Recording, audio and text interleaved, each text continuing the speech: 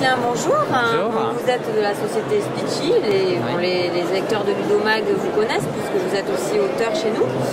Aujourd'hui, nous allons parler d'une question qui est pourquoi faut-il apprendre la programmation aux élèves? Alors, vaste programme. On est entouré aujourd'hui d'objets programmés ou de programmes. Facebook, Google, des voitures intelligentes, des robots aspirateurs qui passent partout. Et ces objets, il y a deux façons de les appréhender. Soit on apprend à s'en servir, mais apprendre à s'en servir, c'est pas très intéressant. C'est l'équivalent d'un travail de secrétariat, où on lit un manuel et on s'en sert. Ou bien on apprend à les comprendre, on apprend comment ils sont faits, on ouvre le capot. Et ça, c'est vraiment, pour le faire, il faut apprendre la programmation. Donc apprendre la programmation, pourquoi c'est important aujourd'hui? C'est parce qu'on est dans une époque de révolution numérique. Ces objets nous entourent, nous entoureront de plus en plus.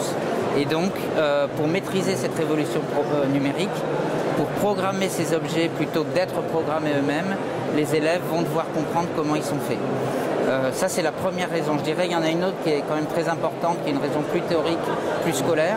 C'est que l'informatique infuse dans toutes les matières scientifiques aujourd'hui. Elle infuse dans les maths, elle infuse dans la physique, la biologie, la génétique, la chimie. Et donc, c'est devenu une matière fondamentale, au sens où elle est nécessaire pour la compréhension des autres sciences.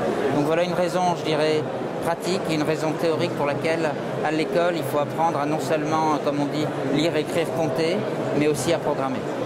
Donc chez Speechy, vous proposez déjà beaucoup de choses. Oui. Et désormais, donc sur ce sujet-là, vous avez décidé de proposer une gamme de Voilà. robots. Alors on a développé une gamme de robots pour le primaire, pour le collège. On l'adaptera bientôt au lycée et au supérieur. Et l'idée, c'est justement ça, c'est vraiment d'apprendre aux élèves à programmer à travers des exemples très pratiques qui permettent aux élèves de réaliser des objets qui sont dans la nature. Je vais parler de cette voiture sans pilote, des voitures des systèmes anti-collision, des objets industriels, mais aussi des animaux dont on étudie la marche et dont on reproduit la façon de marcher à travers des moteurs programmés. On a développé une offre finalement qui est conçue autour de trois principes. D'abord des briques très simples qui permettent de construire très rapidement des robots. Donc comme elles sont très simples, justement c'est pas un jeu de construction. Le but n'est pas de faire de la construction mais de programmer les objets. Ensuite, deuxième principe, c'est une carte électronique. Je vais vous montrer un tout petit peu le robot là, qui est une carte électronique Arduino. Donc c'est un objet du commerce open source, son dessin est public, et un logiciel qui s'appelle Scratch, qui est lui aussi un logiciel open source, qui est très utilisé à l'école, qui est le logiciel de référence pour apprendre aux élèves à programmer. Et donc on a aussi autour de tout ça développé un cursus qui suit tout le programme du collège, de la 6e à la 3e, et qui prend élèves et je dirais même professeurs en main, parce que comme c'est une matière toute nouvelle, on ne sait pas encore réellement comment l'enseigner, il y a peu de manuels de référence, pour parcourir tout le cursus du collège de façon très pratique, à base de TP, pour que tous ces objets autour de nous, les élèves puissent commencer à les décoder et acquérir cette culture de l'objet programmé, de la programmation qui devient nécessaire de plus en plus. Oui, parce qu'en effet, on parle de la programmation pour les élèves, mais il est quand même nécessaire, comme vous l'avez rappelé, comme c'est une matière assez nouvelle, c'est quelque chose de nouveau, les enseignants ne sont pas forcément habitués à programmer des robots, eux non plus, donc il faut que ça soit assez facile pour exactement, eux également. Exactement, le programme est très bref, donc on a dû beaucoup l'interpréter. Et vraiment, notre façon de l'interpréter, ça a été ça, des objets usuels dont la compréhension augmente la culture générale des élèves.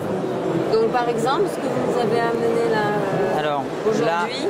Là, ce que j'ai, bon, c'est un exemple, mais on a tout un cursus qui est basé sur l'observation de la marche.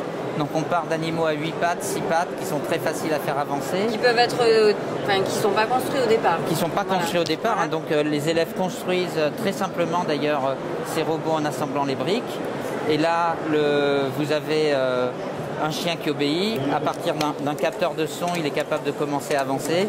Allez coucher le chien. Alors je lui dis coucher, mais en fait il y a une petite cellule photoélectrique qui lui permet de se coucher. Et voilà, ça c'est typique d'un TP qui se réalise en 1h30, 2 heures à l'école. D'accord. Voilà. Bon, bah, très bien. Merci beaucoup. Merci beaucoup. Merci. Vous vouliez ajouter quelque chose? Non, voilà. Parfait, merci et bon salon. Au revoir. Je sais pas si c'était trop court ou trop long. C'était bien. Voilà.